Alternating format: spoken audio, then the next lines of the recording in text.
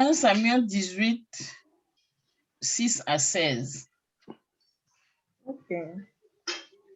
Comme il revenait lors du retour de David, après qu'il eut tué le Philistin, les femmes sortirent de toutes les villes d'Israël au-devant du roi Saül, en chantant et en dansant, au son des tambourins et des triangles, et en poussant des cris de joie.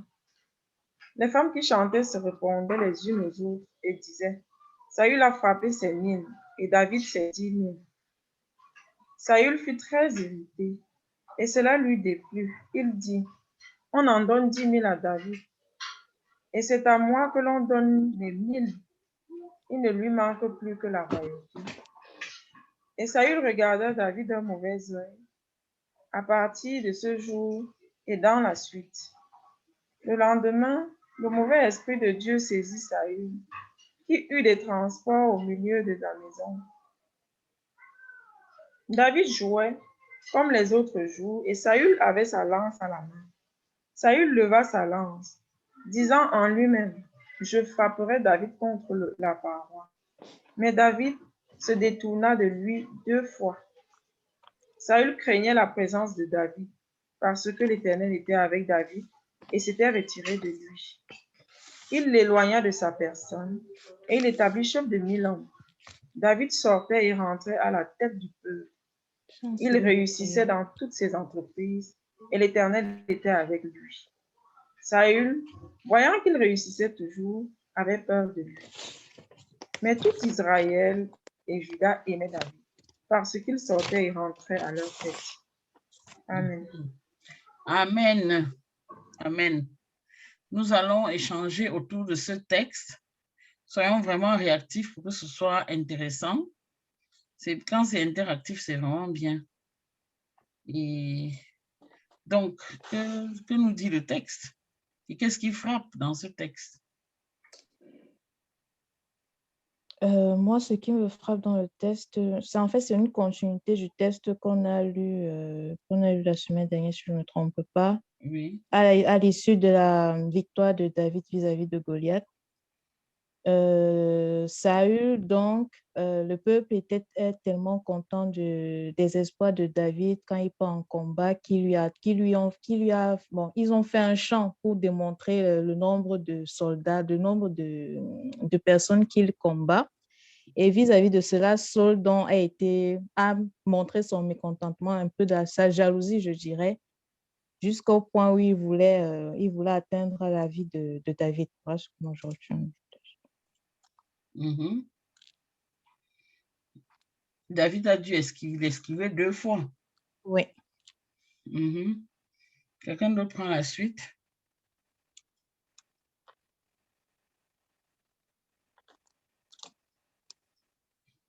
David l'esquive 2 fois et le peuple a déjà choisi de plébisciter plutôt David que Saul, n'est-ce pas? Mm-hmm. Et là, cela enfle davantage la jalousie de Saul qui voit que David il a le vent en poupe, il est plébiscité par le peuple, chanté par les femmes et tout. Et le texte nous dit que David il était comme cela parce que il était avec Dieu. Et Saul avait peur. Mais tout Israël aimait David. Donc, nous voyons que le combat que David a livré à Goliath et qu'il l'a remporté, ça a fait que le peuple s'est aligné derrière lui. Et comment donc? Puisque ce peuple était mort de peur. Ce peuple était mort de peur sous l'influence et sous la menace de Goliath. Voilà donc David qui a délivré ce peuple, non seulement, même s'il est brave, nous savons que c'est un combat de foi qui s'est gagné plutôt par la foi que par la bravoure.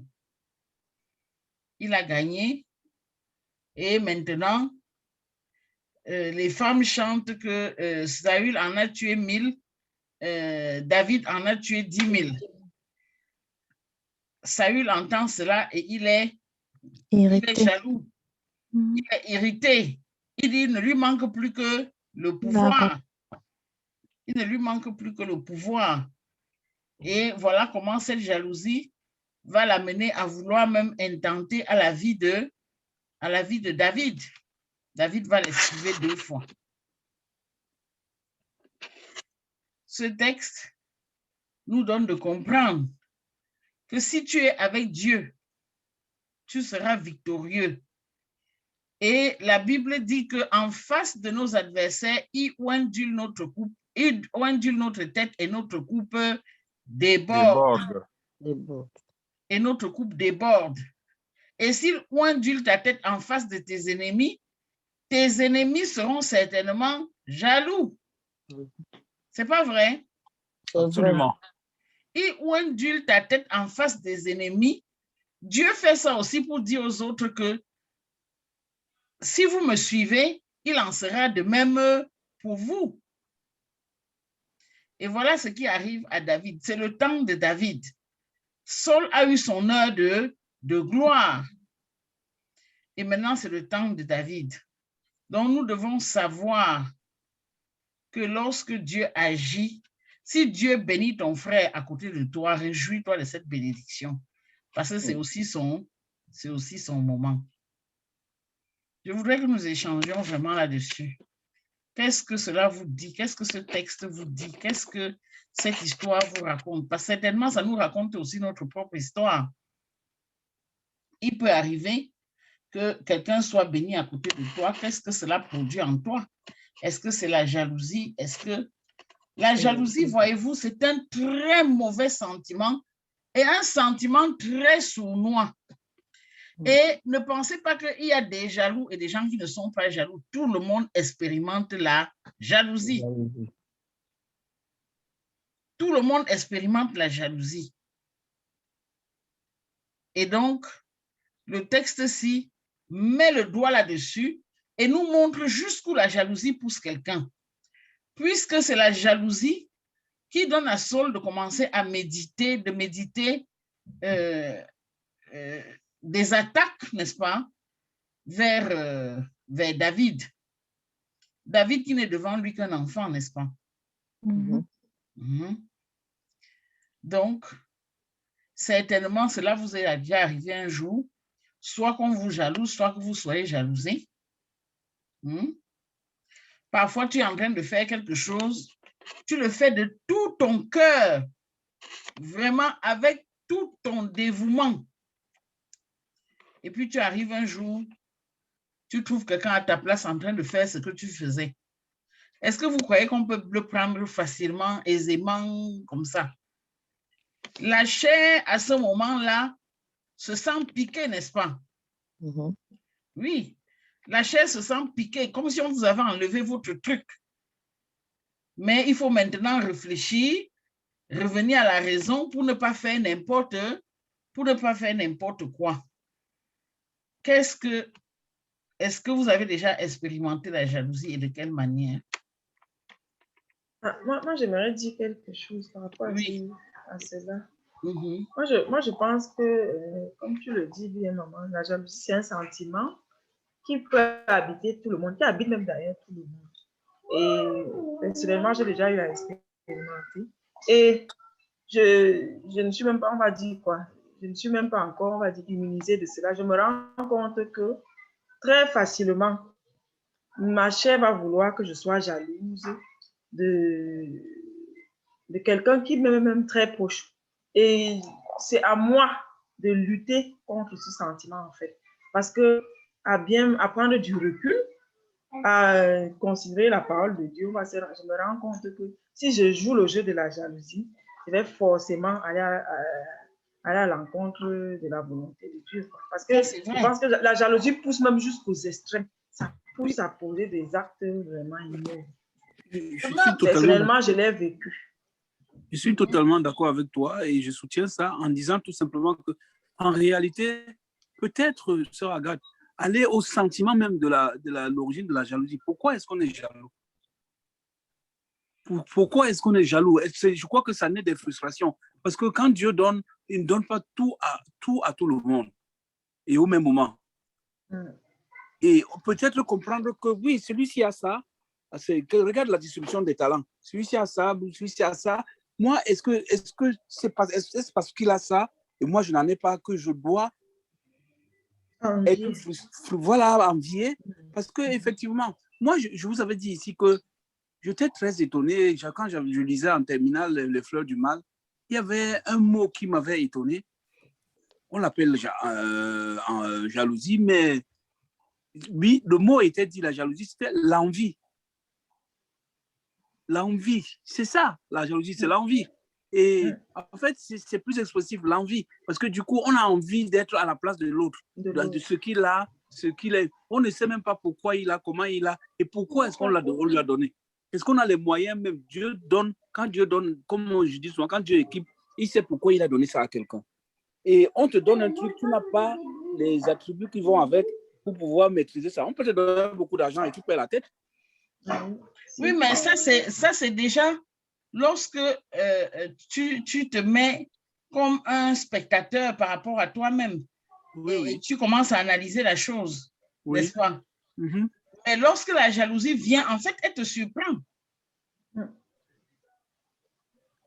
Oui, c'est vrai. Elle te surprend. Oui, c'est vrai. Donc, maintenant, lorsque la jalousie arrive, comment gérer ce sentiment? C'est ça le problème. Et nous voyons que David ici, qu'est-ce qu'il a fui? Qu'est-ce qu'il a fait? Mais David se détourna de lui 2 fois. Il aurait pu accepter l'affrontement. Mais David se détourna de lui. C'est-à-dire qu'il a fui. Et pourtant, plus on nous dit, Saul leva sa lance, disant en lui-même, je frapperai David contre la paroi. Mais David se détourna de lui 2 fois. Donc, comment est-ce que lorsque la jalousie se présente à moi, comment est-ce que je gère cela? Parce que nous devons nous rendre compte que la jalousie est mauvaise et dangereuse. Et malheureusement, là où il y a des personnes, la jalousie s'invite souvent. Est-ce que je peux poser une question? Oui. Est-ce que la jalousie vient, est-ce que par exemple, le Seigneur, pour une raison ou pour une autre, peut rendre quelqu'un jaloux? Oui, bien sûr. Oui. D'accord. Si tu es une personne orgueilleuse, à un point que tu veux que tout ce qui est bien, que ce soit toi qui l'es, le Seigneur va bénir des gens à côté de toi pour te dire, calme-toi, parce qu'il n'y a pas que toi. D'accord. D'accord. Exact. La Bible dit même que si nous sommes parvenus au salut, Dieu l'a fait pour rendre le peuple juif jaloux. Parce que pour le peuple juif, c'était son Dieu et son Dieu à lui seul. Et il désobéissait à Dieu et Dieu donc a étendu le salut pour les rendre jaloux. Tu crois qu'il a changé? Il pense toujours comme ça. Hein? Non, je voulais rajouter quelque chose. Il n'a pas changé.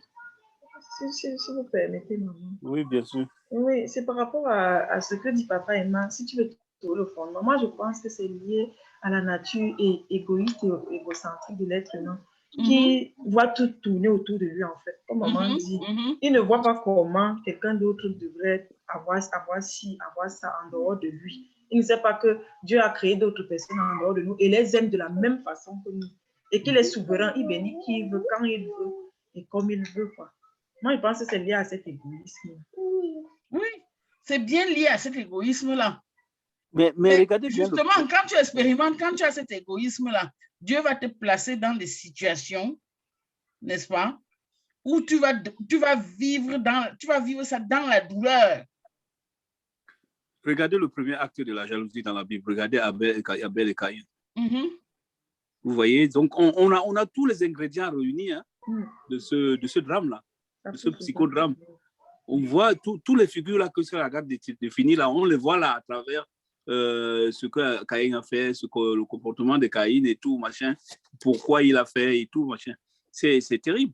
Et effectivement, comme le soulignait la sœur Monique, c'est ce côté. En fait, oui, je n'ai pas. Voilà, c'est ça. Donc, c'est quelque chose. Mais ce qui est quand même, quand on va plus loin, la nature de l'homme, il est naturellement égocentrique. L'homme veut toujours que tout tourne autour de lui. Et c'est ça. Et moi, l'intuition me dit que quand on est vraiment porté par la chair, on a les influences de l'égocentrisme. Si vraiment on dépasse cette dimension, on tue sa chair et on est spirituel, je pense que l'esprit, le matériel ne vaut rien. Et tout ce que tu peux faire, et tout machin, toi, tu vas, à côté de toi, tu vas relativiser, tu vas dire, mais c'est rien, ça ne vaut rien. Imagine si je suis vraiment gouverné par l'esprit, arrive avec ta Porsche et tout machin, ça ne me dit rien. Oui, mais ça dépasse le matériel. Oui. Ça dépasse le matériel en ce que il y a aussi la mise en valeur de la personne. L'autre peut se mettre en valeur à sa façon de s'exprimer, à sa façon de s'adresser aux autres, à l'aura même, à ce qu'il peut dégager autour de lui. Oui, c'est vrai. À ce qu'il peut dégager autour de lui. Et ça, ça peut déplaire énormément. C'est-à-dire que les gens ont beau dire c'est bien. Quelqu'un va arriver et dire parce qu'il a fait quoi? Et surtout ça, on ne peut pas acheter avec de l'argent. Et c'est ça, ce n'est pas matériel. C'est Dieu qui donne. Ce n'est pas matériel.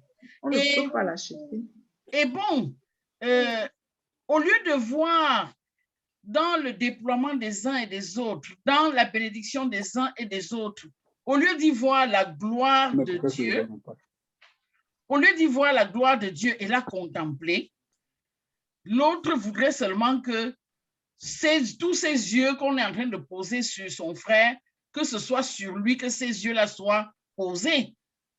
Et ça ne peut jamais être possible que ce soit toujours toi, toujours toi, toujours toi, toujours toi. Vraiment, c'est la preuve qu'il faut traiter cette jalousie parce que de toutes les manières, lorsqu'elle est présente, elle fait souffrir celui qui l'expérimente. La jalousie n'est pas quelque chose qu'on dira, j'aimerais expérimenter la jalousie, non. C'est quelque chose qui fait souffrir. Mais c'est un mauvais sentiment. Parce que c'est un sentiment qui voudrait qu'on soit mis toujours en exergue, et ce n'est pas possible. Regarde, c'est très important, c'est très profond ce que tu dis là. Parce que moi, ça me mène à poser une question qui peut paraître utopique, mais pourquoi ce sentiment existe? Pourquoi est-ce que Dieu l'a créé? Est-ce que Dieu a créé ce sentiment en tant que il a créé l'homme avec la chair qui se déballe comme elle peut se déballer. La chair veut toujours que ce soit elle. Donc, en fait, c'est une manifestation. C'est une manifestation de la chair. D'accord, ok. C'est une manifestation, simple manifestation de la chair qui est vraie pour tout homme. Celui qui va dire « je n'ai jamais expérimenté la jalousie », c'est un menteur. En fait, quand on parle... Il ne veut pas l'avouer, tout simplement. Quand l'apôtre Paul dit de tuer, par exemple, toute la chair, en fait, c'est ces choses-là, ces manifestations-là. C'est très clair. C'est de ça qu'il s'agit. Ce sont ces manifestations qui, en fait, font la guerre à notre âme. Merci, ouais, je comprends. Parce que ce sont des choses qui, en fait, même si la personne qui l'expérimente a l'impression qu'il est, comment dire, les autres le font, les autres l'oppressent, même s'il a l'impression qu'il est persécuté, voilà le mot que je cherchais, qu'il est persécuté par les autres, en fait, il est lui-même la raison de sa souffrance. Parce que d'où vient-il que le bien de l'autre te mette mal? on pourrait dire que tu n'as rien à y voir. Oui, mais dans ce cas, il ne faut pas me montrer. Voilà. Donc, tout ce que tu dois voir de bien doit être à toi. Et ça, c'est pas bon. Et c'est ça la chair humaine, la chair de l'homme. C'est comme ça qu'elle se manifeste. Lorsqu'elle voit ce qui est bien, si elle pouvait sauter comme un loup et l'arracher, elle le ferait. Du coup, vous allez voir que à l'école, quand on donne des notes, les uns et les autres veulent connaître les notes ils veulent connaître les notes des autres. Ouais. Et s'il y a quelqu'un qui a très bien travaillé, tout de suite on commence à le calomnier. Ah, il est toujours comme ça. D'abord, il triche même. Et puis, quand tu lui dis que tu veux faire le devoir, tu lui demandes de t'aider, il ne connaît jamais rien. Mais on ne sait pas comment il fait. À la compo, il a toujours 20. Voilà, c'est ça. C'est encore lui. Il s'entend avec le prof. Si c'est une fille, oh, elle couche avec le prof. Oui. Oui. Ça, regarde, tu sais tu nous rappelles vraiment l'apôtre Paul a beaucoup travaillé là-dessus, hein, parce que franchement, regarde dans Ecclésiaste 1:1.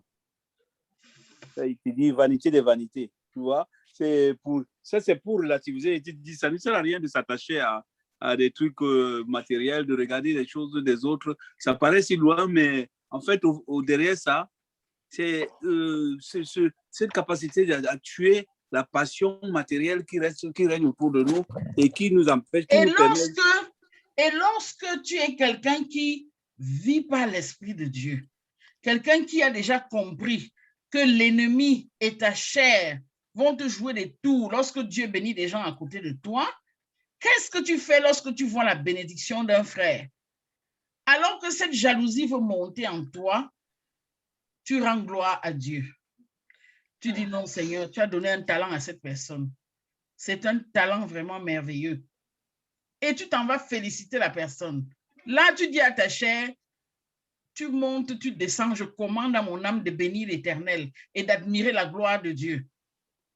Par exemple, hier, il y avait Emmanuel qui était chez moi, qui a rencontré mon cousin ici.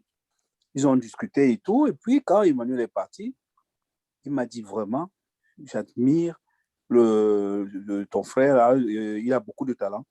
Mm-hmm. Tu vois, et il m'a dit, il était très content. Voilà, il aurait pu être jaloux. Voilà, oui, tu vois. Mais il a refusé la jalousie. Voilà. Il a plutôt préféré admirer la gloire de Dieu. Voilà, et j'ai beaucoup aimé. Je sais qu'il est comme ça, je sais qu'il est très chrétien, mais tu connais les chrétiens bien comment ils sont. Hein. Parfois, à commencer par moi, je dis, tu vois un truc, tu te dis, oui, mais mon frère, là, il est comme ci, comme ça. Mais lui, il a été comme ça, pur et tout. Il m'a dit des trucs. Et après, il m'a dit, oui, ce serait bien que je le rencontre, je le revois. Je lui dis, mais avec plaisir, il n'y a pas de problème. Tu vois, donc ça corrobore ce que tu dis. Où vraiment, tu rends grâce à Dieu, tu dis vraiment, voilà le talent, tu l'encenses ce que Dieu a fait à travers cet homme. Et c'est ça, lorsque tu fais ça, Satan s'en va honteux. Et toi-même, tu n'as pas de frustration en toi parce que tu as admiré la gloire de Dieu. Et tu n'as pas de problème avec ton Dieu parce que Dieu même sait qu'au travers de ce qu'il a fait à ton frère, tu l'as adoré. Tu as contemplé Dieu par cette bénédiction qu'il a faite à ton frère. Et c'est comme ça que petit à petit, on tue en soi cette jalousie qui ne va jamais mourir définitivement. Il faut toujours rester en alerte. Mais vous croyez que ce ci-contre-ci, c'est facile comme ça? Voilà. C'est pas facile. Exact. Parce que c'est de ça qu'il s'agit. Hein. Oui, exactement. C'est de ça qu'il s'agit. Et vous voyez, il vaut mieux le faire. Parce que lorsque tu nourris la jalousie, ça peut te conduire dans des extrêmes que toi-même, tu n'avais pas imaginé. Ça, c'est clair. C'est clair. Je vous ai certainement déjà raconté une de mes petites sœurs qui avait eu son visa pour partir en Europe. Et un de nos cousins était tellement jaloux et vraiment englué dans une jalousie qu'il ne pouvait plus du tout contrôler. Il a pris le passeport, il l'a jeté. Wow. Il a jeté le passeport. Wow, c'est beau ça. Ça, c'est beau. Et comme Dieu même, il ne peut pas accepter qu'une chose pareille se passe et que la personne se glorifie d'une quelconque manière. Quand, quand notre papa est allé dans les bureaux annoncer que le visa qu'on m'avait donné hier, à la maison, quelqu'un a jeté le passeport. Chacun en a fait son affaire personnelle. Au bout de 2 jours, le passeport et le visa et tout était prêt. Les gens, ils avaient encore les fonds des dossiers dans leur bureau. Ils ont simplement refait. Allez, c'était fini.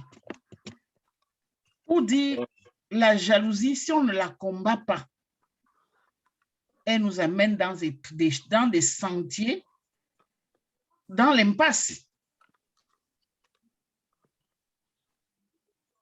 Et lorsqu'on se retrouve dans l'impasse, c'est grave, hein?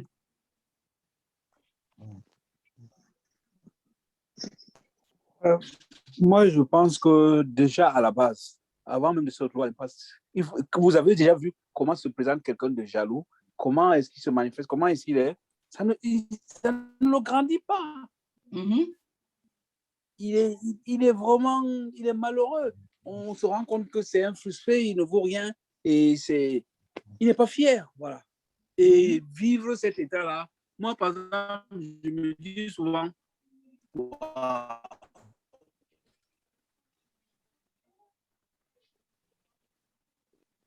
envier quelqu'un, c'est me dire que moi, je raisonne comme ça. Donc, mais le sentiment de jalousie est toujours là. C'est quelque chose qui te titille, tu te dis, mais pourquoi lui a ça? Pourquoi qu'est-ce qu'il veut montrer? Pourquoi machin?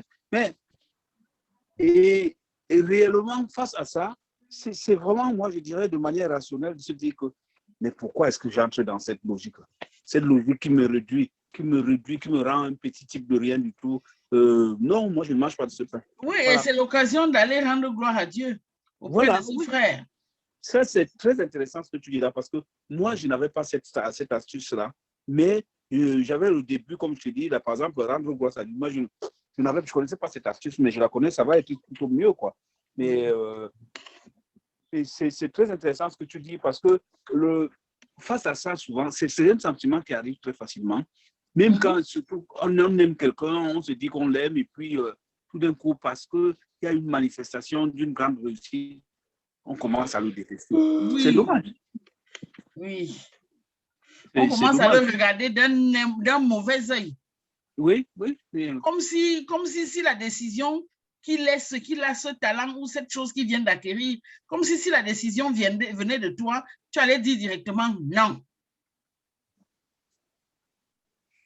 Ouais. Moi, c'est comme ça que j'ai parfois analysé ce genre de choses. J'ai dit, mais est-ce que ça veut dire, comme je pense comme ça veut dire que si on me donnait même cette bénédiction de lui donner, est-ce que j'allais lui donner? J'ai dit, non, ça ne doit pas continuer ça. C'est mauvais. Et là, je félicite la personne. Oh, vraiment, gloire à Dieu. Ce que Dieu fait dans ta vie, c'est glorieux. Et je rends gloire à Dieu pour ça. Et là, généralement, tu sens comment l'ennemi se casse. Parce qu'il sait que là, il a été dévoilé, démasqué.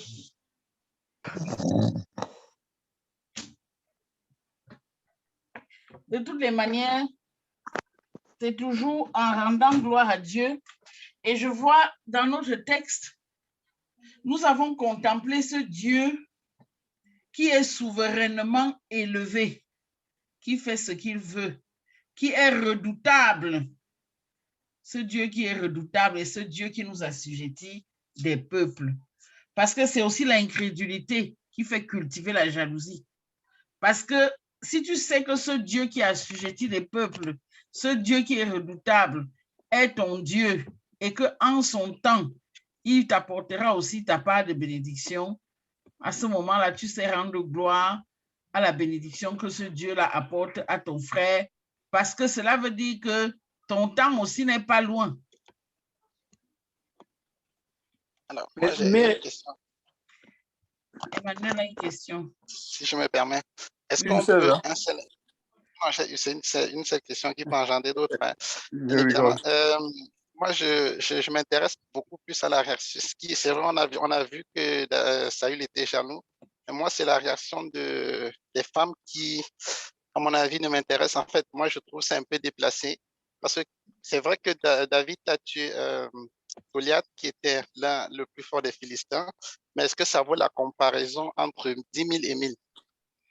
Non, ça ne vaut pas la comparaison. Mais tu sais que, franchement, c'est bien l'aspect que tu relèves. Parce que c'est l'aspect de la foule. C'est la même foule qui va crier à Jésus, Hosanna, Hosanna. C'est cette même foule qui va dire, crucifiez-le. Donc, la foule est toujours là comme un catalyseur, un mauvais catalyseur. La foule est toujours dans les exagérations.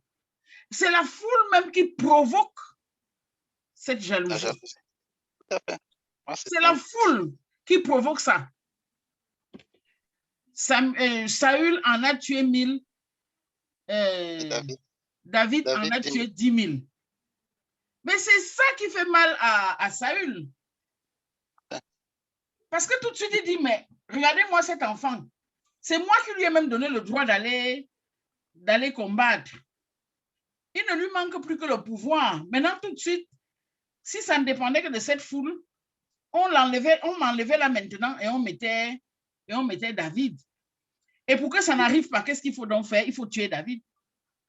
C'est très intéressant ce que vous dites. En fait, vous êtes en train d'aborder des problèmes. Emmanuel, l'attraction est très pertinente parce qu'elle permet à Sœur Agathe d'aborder un aspect du problème qui est très important, surtout aujourd'hui, Oui. dans ce monde actuel, qui est vraiment, c'est quelque chose. Ouais, ce que tu dis là, Sœur Agathe, très intéressant.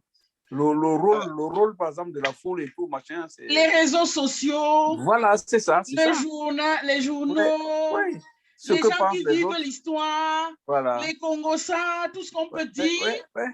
C'est souvent ça qui gonfle la tête de l'autre. Exact, oui, tout à fait. Alors, la question que j'aimerais poser dans la foule, en fait, la foule, c'est nous. Et moi, ça m'amène plutôt à tirer une leçon sur quelle est la parole qui sort de ma bouche. Est-ce que cette parole aura un impact sur la vie de quelqu'un? Moi, de par ce texte, en fait, de par cette portion-là, c'est mon interrogation. Si je peux en tirer une leçon, c'est à partir de là, je dois savoir, en fait, que ce qui sort de ma bouche, un peut impacter négativement la vie d'une autre personne. Moi, la leçon que je tirerais plutôt de là, c'est je ne dois pas écouter la foule. Parce que la foule est là, elle fait son travail. Son travail, c'est ça, c'est le désordre. Oui, je suis d'accord avec toi, mais la foule, c'est aussi nous. La foule, c'est tout le monde. La foule, c'est aussi nous, selon les positions dans lesquelles Dieu nous place. Je ne dis pas que ta leçon est mauvaise, hein? Je ne dis pas ça. C'est bien de se contrôler. Mais imagine, David a quand même sorti le peuple d'une situation où ils avaient tous peur. Ils avaient tous peur. Absolument. Et les voilà délivrés. Les voilà délivrés par quelqu'un qui n'est pas celui qui aurait dû être à la tête. Oui. Ils sont délivrés par quelqu'un d'autre. Mais qu'est-ce que tu attends que la foule fasse? La foule va encenser David. Non, mais moi, je te comprends bien. Moi, je trouve que c'est un peu déplacé. La foule pouvait simplement acclamer David. David, et ça resterait dans un cadre bien précis. Oh, moi, je dirais même que ce que dit Sœur Agathe est juste, hein, elle va vraiment l'encenser. Parce que tu imagines, on était à un moment où on était complètement humilié, on ne pensait même pas qu'on pourrait en arriver là. Et puis quelqu'un vient nous délivrer, entre guillemets, de ça. Et moi, je pense que ils auront tendance à encenser et à en rajouter en fait beaucoup. Je vais vous donner un exemple. Je vais vous donner un exemple. Je suis avec vous depuis quelques années.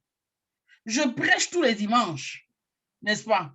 Oui. Je prends du temps pour préparer mes prédications. Mais un pasteur peut venir Il n'a même pas eu le temps de préparer sa prédication. Dieu lui met la parole dans la bouche.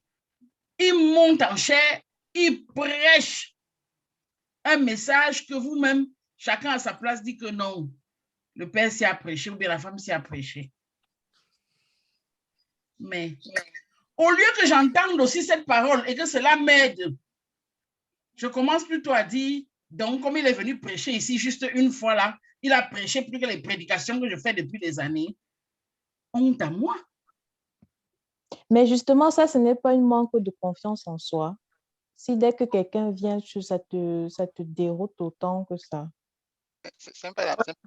Moi, je pense que c'est pas... La question n'est pas mal, mais je pense que c'est pas, elle n'a pas lieu d'être ici. Parce qu'en fait, tu étais en train d'expliquer les origines du comportement. Oui. Alors que nous, on dit simplement que voilà. à cause comment dire, des félicitations des fidèles, n'est-ce pas?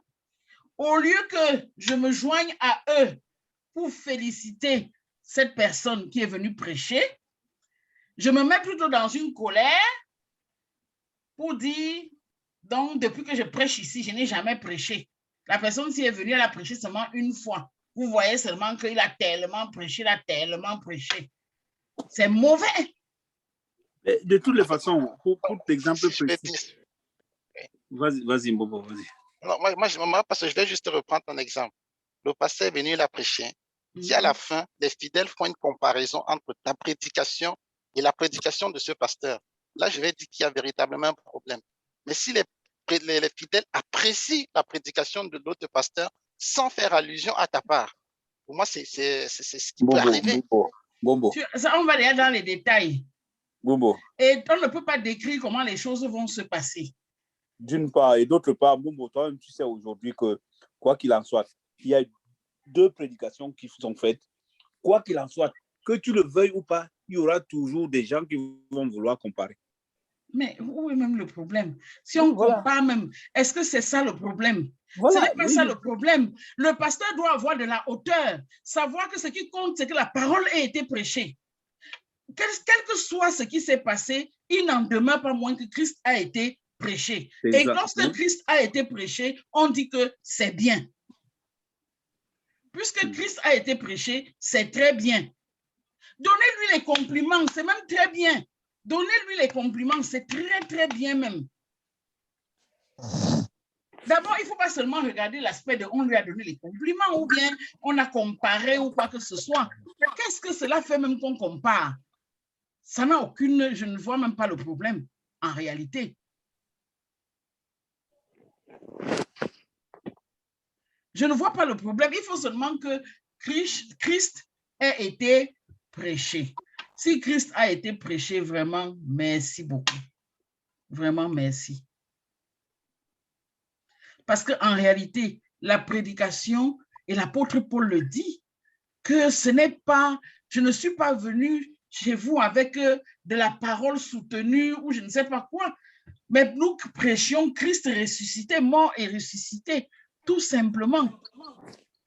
Oui, bon, sœur Agathe, si je peux me permettre, lui, il peut dire ça, hein, parce que quand même, c'est vrai que son motif, j'allais dire, originel n'était pas ça. Ça, tu as raison, mais quand même, quand tu regardes les prédications de tous les autres, sans comparer ou quoi que ce soit, lui-même, tu vois bien que il ne faisait pas n'importe quoi, il ne faisait pas dans la dentelle, s'il faisait dans la dentelle, il n'écrivait pas n'importe quoi. Non, l'apôtre Paul, oui. Le problème, ce n'est pas, il faut être toujours meilleur, il faut toujours faire de son mieux. Le problème n'est pas aller fouiller pour savoir si ses prédications étaient bien ou pas. Mais le problème, c'est que ça ne lui gonflait pas la tête. Ah, d'accord, ok, oui, c'est vrai. Ça ne lui gonflait pas la tête. Et je crois que tel qu'il était, il pouvait aussi tout à fait recevoir un message de Timothée. Il pouvait aussi tout à fait recevoir un message de Timothée et être touché comme de Tite et être tout à fait touché.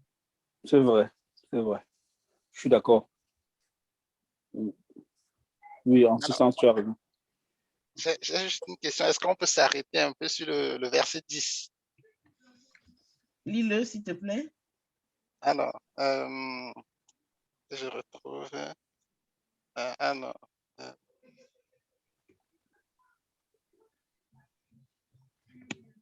Le jour suivant, un esprit mauvais envoyé par Dieu tombe sur Saül. Et le roi entre en transe dans sa maison. David joue de la cithare comme dans tous les autres jours. Et Saul tient sa lance à la main.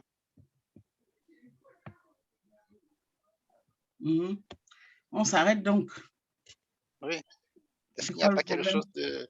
Moi, en fait, honnêtement, on a toujours tendance à croire que tout ce qui est mauvais vient du mal, alors que là, on voit bien que c'est Dieu qui envoie un esprit mauvais sur Saül.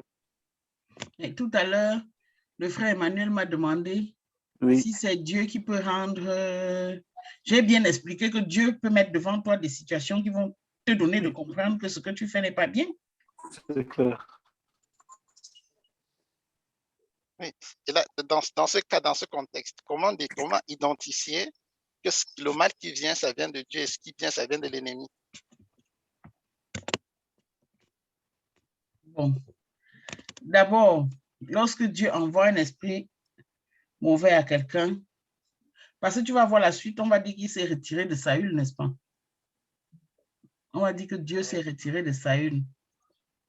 Oui. Lorsque Dieu t'envoie un esprit mauvais, c'est parce que toi-même, tu es déjà dans l'erreur. C'est clair. C'est clair. Toi-même, tu es déjà dans l'erreur. C'est l'esprit d'endurcissement qu'il avait envoyé à Pharaon. Tu ne devais même pas poser la question si tu avais pensé à Pharaon.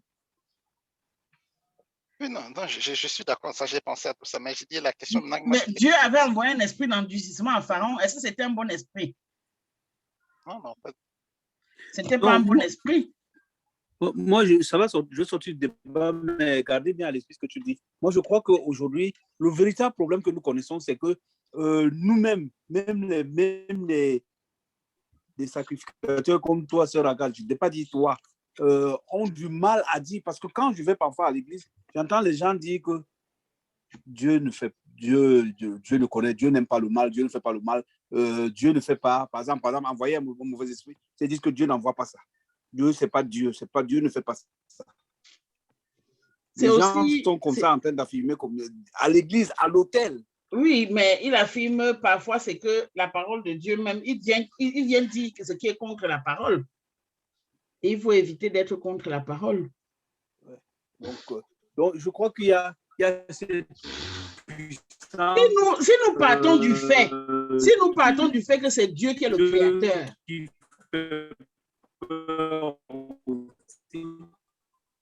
Il y a quelqu'un qui parle. Mon bon, apparemment, sa connexion dérange. Peut-être. Non. Si nous partons du fait que Dieu est le créateur de toutes choses, n'est-ce pas? Qui a créé donc ces esprits mauvais? Ça va là? Oui, c'est bon. D'accord, merci. Qui a créé les esprits mauvais? Ma porte est ouverte. D'après vous, qui a créé les esprits mauvais? Moi, je sais, peux me permettre de répondre. Si on parle du fait que Satan était un ancien ange de Dieu, Dieu a créé toutes choses. Il ne les a pas créées au départ mauvaises. Et c'est quand nous plongeons dans le péché que nous pouvons véritablement devenir un terrain propice à ces esprits mauvais. Mais si je vais plus loin sur Agathe, j'entends toujours les gens dire que nous, le Dieu, les anges de Dieu nous ont arraché du danger et tout, machin, mais en fait, comment dirais-je, les mauvais esprits sont là et ils luttent contre des bons esprits. Apparemment, c'est la mise aujourd'hui. En fait, c'est ce que je comprends, si je comprends bien, c'est que Satan est là qui réclame, on a dit non, celui-là, moi je le veux, un peu comme réclamer sur Job et tout, moi je le veux, parce que celui-là n'est pas bon, celui-là a fait ceci, cela, il ne mérite pas d'être à côté de toi. Donc, c'est pas juste. Apparemment, c'est une bataille qui est perpétuelle. L'accusateur. Oui, voilà, c'est ça. L'accusateur, c'est le diable lui-même. Oui. Le père du mensonge. Moi, je voudrais simplement dire que Dieu est le créateur de toutes choses. Satan n'a rien créé. Hein? Je suis d'accord. Non, je suis d'accord. Satan n'est pas un créateur. Jamais. Il peut faire ses photocopies ou quoi que ce soit, mais il n'a rien créé. Et si Satan n'a rien créé, c'est donc Dieu qui a tout créé.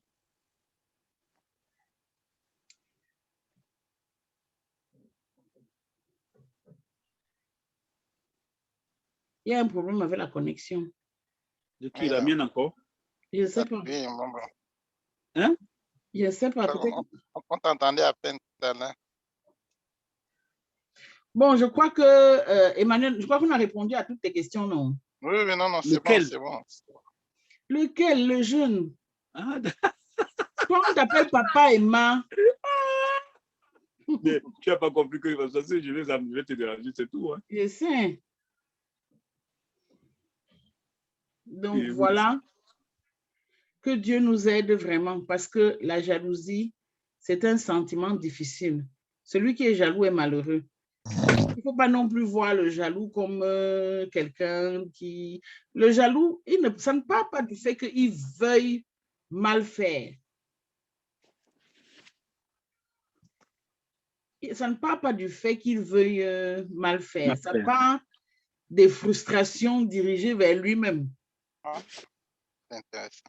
Et à partir de là, ça peut déborder. Et c'est Satan qui nourrit, n'est-ce pas?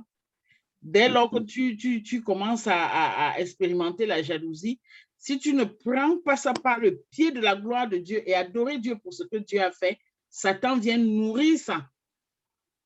Et il ne nourrit pas pour le bien. Et j'ai l'habitude de dire que quand on est jaloux, dans la plupart des cas, tout le monde voit que tu es jaloux, sauf toi-même.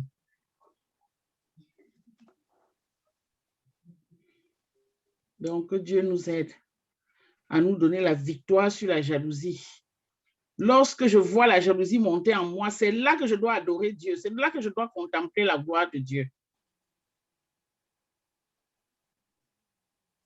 Si toi-même, tu sais c'est qu'en plus, surtout, tu vois, quand la jalousie monte, elle... Oui, vas-y, oui. Oui, si par exemple... Et moi, je donne un exemple très simple. Excusez-moi de revenir là-dessus. Mais... Oui. Je t'écoute. Si, par exemple, tu as un frère avec qui vous ne vous entendez pas très bien et qu'il t'arrive quelque chose de bien, que peut-être même ce frère a déjà dit, oh, il n'aura pas ça, il n'aura pas ça. Et tu sais même. Mais lorsque ça arrive, il vient devant toi et il te dit, je rends sincèrement gloire à Dieu pour ce qui t'est arrivé. Il t'a désarmé. C'est-à-dire que toi-même, même si tu avais quelque chose dans le cœur, ça tombe, quelque chose de mauvais. Et là, tout de suite, tu dis, mon frère, vraiment, embrassons-nous. Dieu est bon. Dieu m'a fait grâce. Mais je sais que pour toi aussi, il est en route. Donc, nous ne devons pas laisser la jalousie nous envahir. Parce que ça peut conduire très loin, n'est-ce pas? Bon, on va s'arrêter là. Et puis, on va entrer dans la prière. La leçon que nous retenons, quelles sont les leçons? Ne nous laissons pas envahir par la jalousie. Contemplons Dieu pour en sortir, n'est-ce pas? Et puis, ne soyons pas de ceux qui provoquent la jalousie chez les autres. Parce que, effectivement, maintenant que moi, je me souviens quand le Seigneur me met quelque chose à cœur, parce que c'est vrai, il y a des gens, quand ils savent que telle personne et telle ne s'entendent pas bien, quand ils apprennent que l'autre a eu quelque chose de bien, ils se chargent de vil colporter pour alimenter, pour déclencher un sentiment de jalousie en l'autre. Mais tu sais que si la nourriture n'est bonne que quand l'autre a faim à côté. Hein. Voilà. Mais c'est très. Mais c'est très vrai. Voilà. Si moi je mange et que toi tu n'es pas famille, ça ne sert à rien. Non, ça sert. Maman, est-ce que tu peux répéter les leçons, s'il te plaît? Je dis que nous ne devons pas céder à la jalousie. Au contraire, nous devons contempler Dieu au travers du bienfait de ce qu'il a fait de bien dans la vie des autres, de l'autre.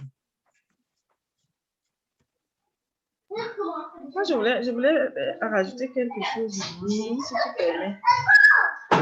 Tu as donné une autre leçon en disant que nous ne devons pas faire partie de ceux qui provoquent la jalousie. Oui, et ce n'est pas dans ce texte, mais on l'a vu dans un autre texte. Je ne me souviens plus trop de l'homme en question. Mais la leçon, c'est qu'une façon de provoquer la jalousie, c'est de se montrer. En fait, moi, je pense qu'une autre leçon, c'est de vivre un peu caché. Ce n'est pas le cas de ce texte-ci. Mais dans d'autres circonstances, le fait de... Non, vivre caché, c'est tout un enseignement, ça. Vivre caché, parce que vivre caché, il ne faut pas non plus aussi couvrir la gloire de Dieu. Pourquoi qu'on l'avait vu dans un texte, je ne sais pas, un monsieur qui avait brandi toute son armure, c'est bien, et finalement, on est revenu l'attaquer. On est venu l'attaquer, voilà. On avait vu. Voilà. Moi, je pense que ce n'est pas dans ce texte-ci, mais une autre façon d'éviter de provoquer la jalousie chez les autres, c'est de... En fait, de ne pas se montrer, quoi. Et quand Dieu lui-même ondule ta tête en face de tes adversaires, tu vas faire comment? Oui, c'est justement. J'allais poser la question. Tu vis caché, mais lorsque Dieu me bénit et qu'il veut que tout le monde voit, il le fait. Moi, j'entends les chansons, par exemple, Kérosène, qui dit toujours, c'est Dieu qui m'a donné. Vous ne pouvez rien, je n'ai pas à cacher, c'est venu là, c'est comme ça. Je ne peux rien. Donc, c'est la force de Dieu. Laissez-moi tranquille, votre jalousie ne peut rien. C'est le Seigneur qui m'a donné et c'est sa manifestation. Donc, j'accepte moi et puis je n'ai rien à faire. Et comme ça, il montre l'insolence, la richesse insolente, comme il veut, et suscitant des jalousies plus fortes encore. Donc, nos 3 leçons, c'est d'abord ne pas accepter que la jalousie monte dans son cœur. Nous avons dit contempler Dieu par rapport et ne pas être instigateur de la jalousie. Je crois que c'est ça que Emmanuel relevait tout à l'heure dans la foule. Ne pas être instigateur de la jalousie. Une 3e leçon, c'est quoi? Fuis les attaques du jaloux. Fuis les attaques du jaloux. Hey! C'est quoi ça? Ido. Emmanuel. Non, c'est pas Emmanuel. C'est pas moi. Mais non, mais je sais ça vous rigoler, c'est tout. Je sais que c'est pas toi. C'est maman Odette. Ah bon, c'est bien. Mais est-ce qu'elle est encore là? Oui, elle est là. Je suis là. Ah, si, maman, tu es fatiguée. Donc, voilà les leçons que nous dégageons. Ne pas être instigateur de la jalousie, fuir les assauts du jaloux, et puis ne pas laisser la jalousie prendre corps en nous, contempler Dieu pour s'en sortir. Je crois que tu as tout relevé, non? Oui, c'est bon. Regarde, j'avais un point que je voulais aborder en 2 minutes, même pas, parce que je trouve que c'est très important et c'est même très surprenant. Par exemple, dans les couples d'aujourd'hui,